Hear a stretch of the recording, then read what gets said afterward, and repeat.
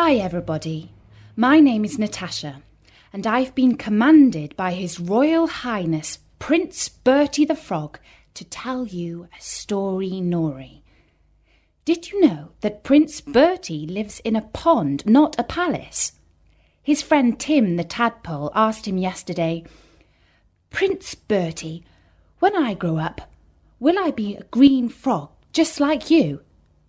Do you know what Bertie told him? Really? You haven't heard what Prince Bertie said to Tim the Tadpole? Well, Prince Bertie said to Tim the Tadpole, "If you want to grow up to be a nice green frog like me, you have to eat lots and lots of green slime, little Tim." If enough children keep listening to Prince Bertie's stories, Tim the Tadpole will eat up his slime and grow into a handsome frog just like Bertie. So keep listening and tell all your friends to tune into storynori.com as well. Now, do you really want me to read a story, Nori? Did you say yes? All right, listen quietly and I will tell you the story Nori of The Frog from the Violet Fairy book by Andrew Lang.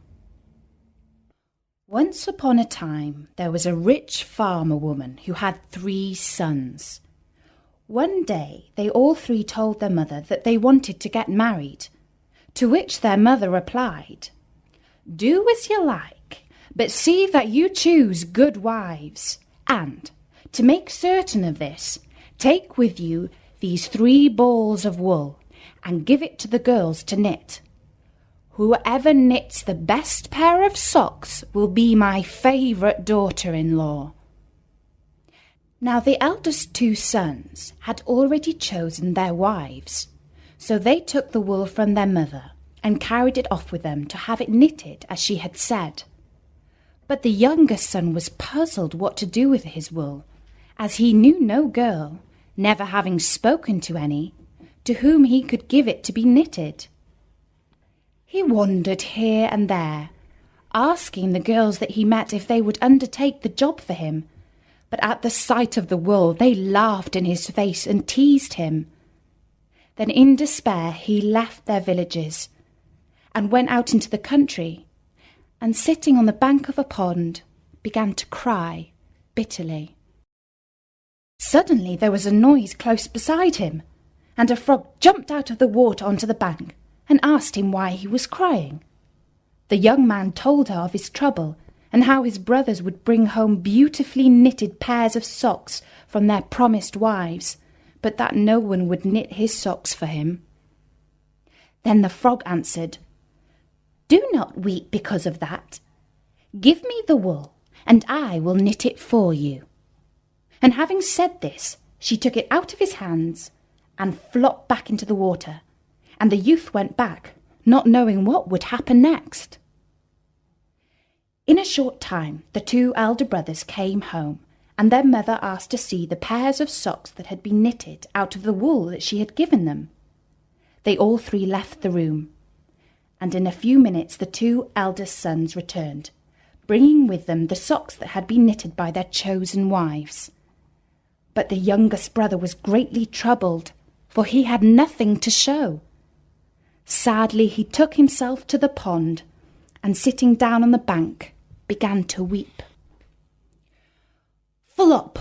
And the frog appeared out of the water close beside him. "Take this," she said. "Here are the socks that I have knitted for you." You may imagine how delighted the young man was. She put the socks into his hands, and he took it straight back to his mother, who was so pleased with it that she declared she had never seen such beautiful warm woolen socks, and that they were much nicer than the socks that the elder 2 brothers had brought home. Then she turned to her sons and said, "But this is not enough, my sons. I must have another proof as to what sort of wives you have chosen. In the house there are 3 puppies. Each of you take one and give it to the woman whom you mean to bring home as your wife. She must train it and bring it up. Whichever dog turns out the best Its mistress will be my favourite daughter-in-law." So the young men set out on their different ways, each taking a puppy with him. The youngest, not knowing where to go, returned to the pond, sat down once more on the bank, and began to weep. Flop! And close beside him he saw the frog. "Why are you weeping?" she said. Then he told her his difficulty, and that he did not know to whom he should take the puppy. "Give it to me," she said, "and I will bring it up for you." And seeing that the youth hesitated, she took the little creature out of his arms and disappeared with it into the pond. The weeks and months passed, till one day the mother said she would like to see how the dogs had been trained by her future daughters-in-law. The 2 elder sons departed and returned shortly, leading with them 2 great guard dogs, who growled so fiercely and looked so savage that the mere sight of them made the mother tremble with fear. The youngest son, as was his way, went to the pond and called on the frog to come to his rescue. In a minute she was at his side, bringing with her the most lovely little dog, which she put into his arms. It sat up and begged with its paws, and went through the prettiest tricks, and was almost human in the way it understood and did what it was told. In high spirits the youth carried it off to his mother. As soon as she saw it, she exclaimed, "This is the most beautiful little dog I have ever seen. You are indeed fortunate, my son. You have won a pearl of a wife." Then, turning to the others, she said, "Here are 3 shirts. Take them to your chosen wives. Whoever sews the best will be my favourite daughter-in-law." So the young men set out once more, and again, this time, the work of the frog was much the best and the neatest. This time the mother said, "Now that I am content with the tests I gave, I want you to go and fetch home your girls, and I will prepare the wedding feast." You may imagine what the youngest brother felt on hearing these words.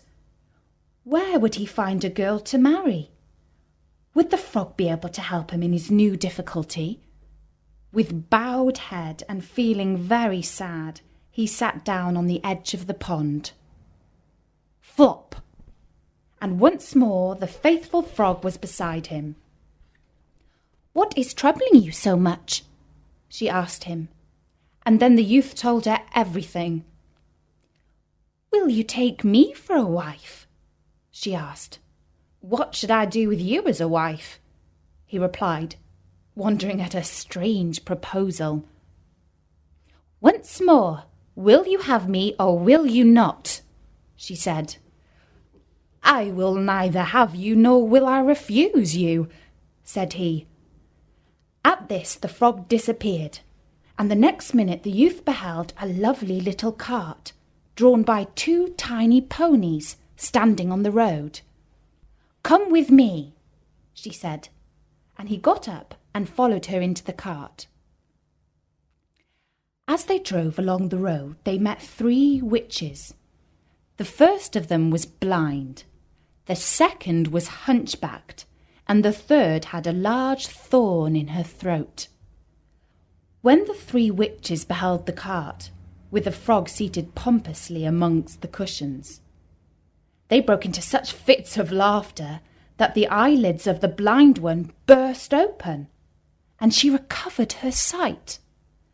The hunchback rolled about on the ground in merriment till her back became straight, and in a roar of laughter the thorn fell out of the throat of the third witch.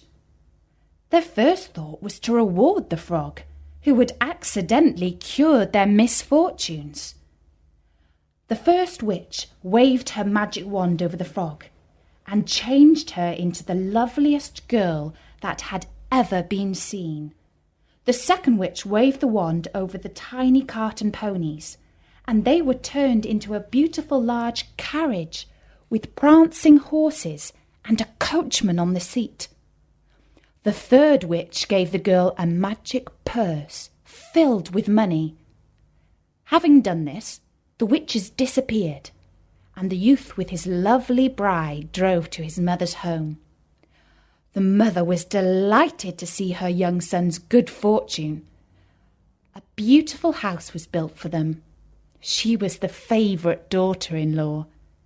Everything went well with them, and they lived happily ever after. And that was the story Nori of The Frog from Andrew Lang's Violet Book of Fairy Tales.